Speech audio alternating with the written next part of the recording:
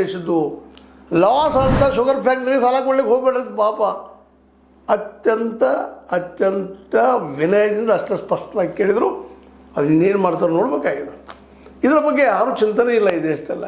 ರೈತ ಎದ್ದಿರ್ಬೇಕಪ್ಪ. ರೈತ ಬದುಕು ಎದ್ದಿತ್ತಂದ್ರೆ ಅವು ಮಾರ್ಕೆಟ್ ಸಿಕ್ತಪ್ಪ ಅಂತಂದ್ರೆ, ಬೆಳೆದ ಬೆಳೆಗೆ ಬೆಲೆ ಸಿಕ್ತಂದ್ರೆ ಈ ದೇಶ ಅಭಿವೃದ್ಧಿ ಆಗ್ತದೆ ರೀ, ನಿಶ್ಚಿತವಾಗಿ ಅಭಿವೃದ್ಧಿ ಆಗ್ತದೆ. ಇದರಲ್ಲಿ ಎರಡು ಮಾತೂ ಇಲ್ಲ.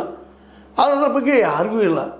ಆ ದಿಶೆಯಲ್ಲ ನಾವು ಇವತ್ತು ಅನಿವಾರ್ಯವಾಗಿ ನಾವೆಲ್ಲರೂ ಕೂಡ್ಕೊಂಡು ಈ ವಿಷಯಗಳು, ಇಂಥ ವಿಷಯಗಳ ಮೇಲಿನಲ್ಲಿ ನಿಮಗೆ ಗಮನಕ್ಕೆ ತರುವಂಥದ್ದು ಈಗಾಗಲೇ ತಂದಿದ್ದೀವಿ, ಈಗ ಮತ್ತೆ ತರ್ತಾ ಇದ್ದೀವಿ.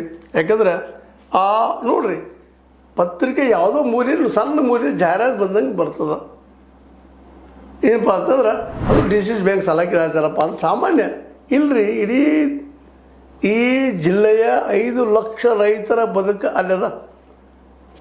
ಆ 5 ಲಕ್ಷ ಜನ ರೈತರು ಭೂಮಿಗಳನ್ನು ಹೊಂದ್ಕೊಂಡು ದುಡಿದು ಕಬ್ಬು ಮತ್ತೇನೇನೋ ಬೆಳೆದು ನಮ್ಮನ್ನೆಲ್ಲ ಸಲುವಂಥವ್ರು.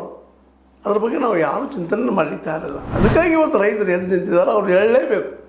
ತಮ್ಮ ನೀರಿಗಾಗಿ ಬಡದಾಡ್ತಾ ಇದ್ದಾರೆ, ತಮ್ಮ ಮಕ್ಕಳ ಶಾಲೆಗಾಗಿ ಬಡದಾಡ್ತಾ ಇದ್ದಾರೆ, ತಮ್ಮ ಬದುಕಾಗಿ ಬಡದಾಡ್ತಾ ಇದ್ದಾರೆ. ರೈತರ ಜೊತೆ ಕಾರ್ಮಿಕರು ಸಹ, ಕೂಲಿ ಕಾರ್ಮಿಕರು ಸಹ, ಎಷ್ಟೋ ಮಕ್ಕಳು ಇನ್ನೂ ವಯಸ್ಸಿನಿಂದ ಕಡಿಮೆ ಇದ್ದಾಗಲೂ ಸಹ ದುಡಿಯುವಂಥ ಪ್ರಸಂಗಗಳು ಹಳ್ಳಿಗಳಲ್ಲಿ ಬರ್ತಾ ಇದ್ದಾವೆ. ಸಾಕಷ್ಟು ಕಾನೂನಿದೆ ನಮ್ಮಲ್ಲಿ. ಬಾಲ ಕಾರ್ಮಿಕ, ಆ ಕಾರ್ಮಿಕ ನಿಷೇಧ ಎಷ್ಟು ಮಟ್ಟಿಗೆ ಅಳವಡಿಸ್ತೀವಿ ನಾವು ಅದು ನೋಡ್ಬೇಕಾಗಿದೆ. ಇರಲಿ, ಯಾವುದು ವಿಷಯಾಂತರ ಬೇಕಾಗಿಲ್ಲ. DCC ಬ್ಯಾಂಕಿಗೆ ಹೋಗಿ ಹೋರಾಟ ಮಾಡೋದು, ಅದು ಬಂದು ಅದರಲ್ಲೂ ಮುಖ್ಯವಾಗಿ ದಿವಾಳಿ ಎದ್ದಂಥ ಬ್ಯಾಂಕ್ಗಳಿಗೆ, ಅದರ ಶುಗರ್ ಫ್ಯಾಕ್ಟ್ರಿಗಳಿಗೆ 700 ಕೋಟಿ ರೂಪಾಯಿ ಕೊಡ್ತಾ ಇದ್ದೀರಿ, ಅದು ನಮಗೆ ಕೊಡ್ರಿ ಅಂತ ಕೇಳ್ತಾ ಇದ್ದು ಭಾಳ ಪ್ರಮುಖವಾದ ವಿಷಯ ಇದು.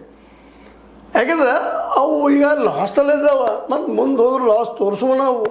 ಉದಾಹರಣೆಗೆ ಮೊದಲನೇದಾಗೆ ಏನಪ್ಪ ಅಂತಂದ್ರೆ ಸಂಗಮ್ ಫ್ಯಾಕ್ಟ್ರಿ ಬಗ್ಗೆ ವಿರೋಧ ಮಾಡಿ